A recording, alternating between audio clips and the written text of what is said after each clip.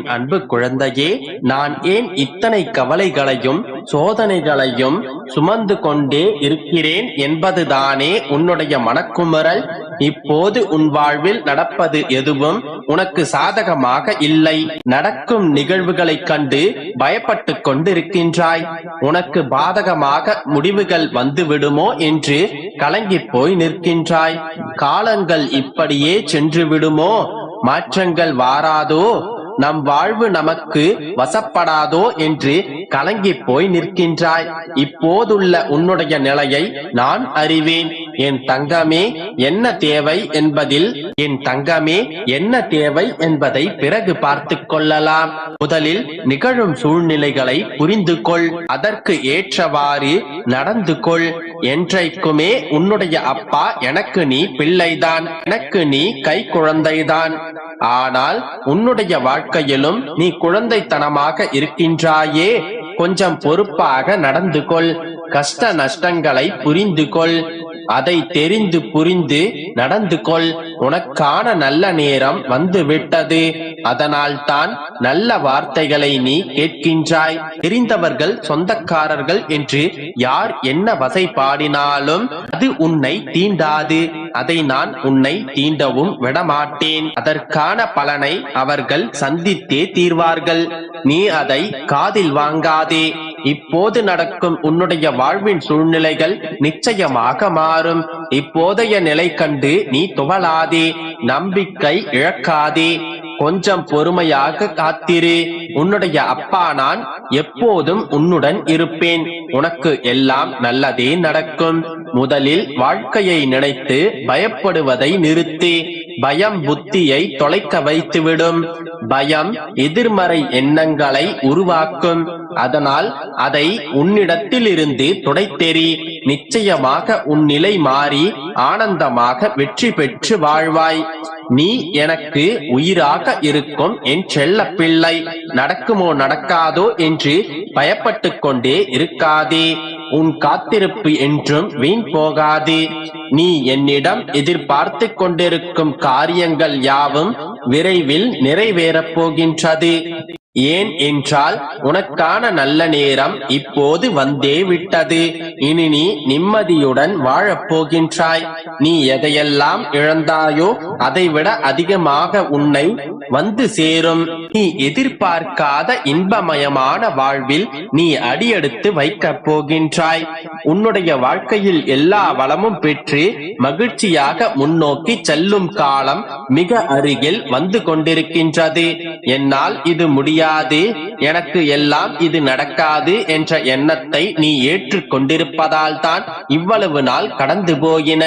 இன்று அதனை உடைத்துவிட்டு, அப்பா இனி அதை செயல்படுத்தும் கடமையை உங்களிடத்தில் விட்டுவிட்டேன், அதன் விளைவுகளை நீங்களே பார்த்து கொள்ளுங்கள் என்று தீர்க்கமாக என்னிடம் சொல்லிவிடு. என்னை முழுவதுமாக நம்பி பொறுப்புகளை என்னிடத்தில் ஒப்படைத்த உன்னை கோபுர உச்சியில் உட்கார வைக்கப் போகின்றேன். நான் உனக்கு துணை நிற்கின்றேன். பயப்படாமல் நம்பிக்கையோடு இரு. நல்லதே நடக்கும். அப்பா, என்னை தூக்கிவிட யாரும் இல்லை, தன் கையே தனக்கு உதவி என்று தினமும் ஓடுகின்றேன் என்று நினைக்காதே. என் தங்கமே, உனக்காக நான் இருக்கும் போது நீ எதற்காகவும் கலங்காதே. உன் வாழ்க்கையில் சோதனையை கொடுத்து உன்னுடைய பொறுமையை சோதிப்பேனே தவிர வேதனையை தரமாட்டேன். நீ இப்போது கஷ்ட காலத்தின் விளிம்பை எட்டிவிட்டாய். நீ எதற்காகவும் கலங்காதே.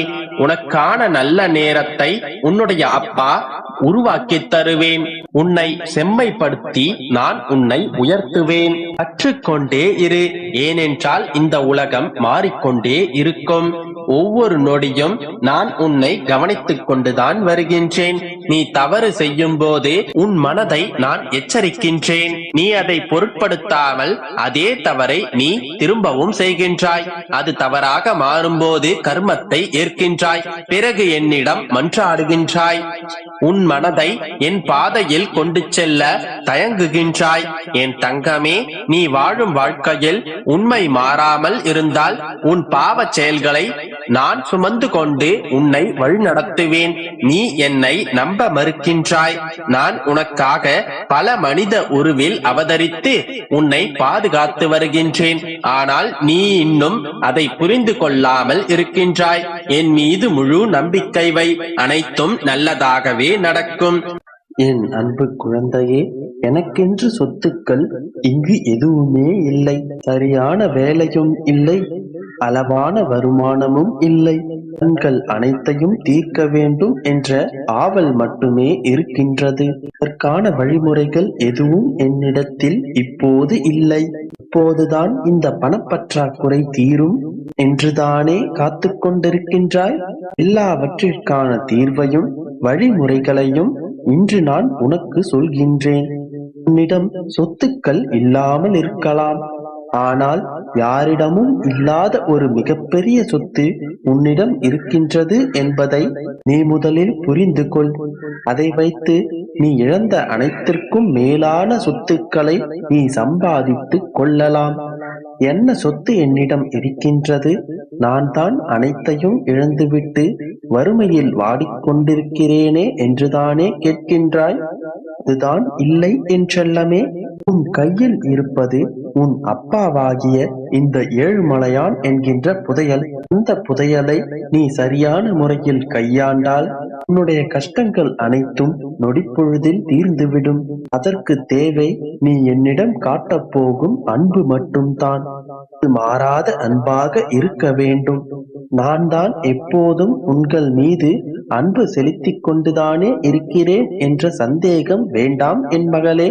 ஏனென்றால் உனக்கு நல்லது நடக்கும் போது நன்றி அப்பா என்று மனமுருகி என்னிடம் வருகின்றாய். கேட்டது தாமதமாகும் போதோ அல்லது எதிர்மறையாக நடந்து விட்டாலோ, ஏன் அப்பா தாங்க முடியாத கஷ்டங்களை எனக்கு மட்டும் தருகிறீர்கள்? என்னை நீங்கள் பார்ப்பதே இல்லையா? என் மீது உங்களுக்கு கருணையே இல்லையா என்றெல்லாம் வார்த்தைகளை அடுக்கி விடுகின்றாய். இது மாறாத அன்பாக எப்படி இருக்கும்? உன்னுடைய அன்பு எப்போதும் எந்த சூழ்நிலையிலும் மாறாத அன்பாக இருக்க வேண்டும்.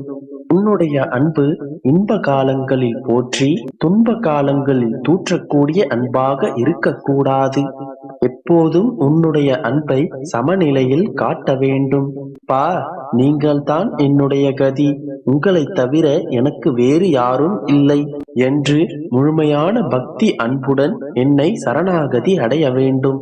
அப்படி என்னை சரணாகதி அடைந்த பிறகு உனக்கு எப்படிப்பட்ட கஷ்டங்கள் வந்தாலும் நான் உன்னை அதிலிருந்து மீட்டெடுப்பேன். இப்போது சொல்கிறேன் கேள். உன்னுடைய பணப்பற்றாக்குறை இப்போதே தீரப்போகின்றது. நீ நினைத்த வேலை நீ நினைத்தபடியே உனக்கு கிடைக்கும். கடன்கள் தீரும். உன்னுடைய ஆசையான சொந்த மனையில் நீ காலை வைப்பாய். என் வாக்கு நிச்சயம் பலிக்கும். நம்பிக்கை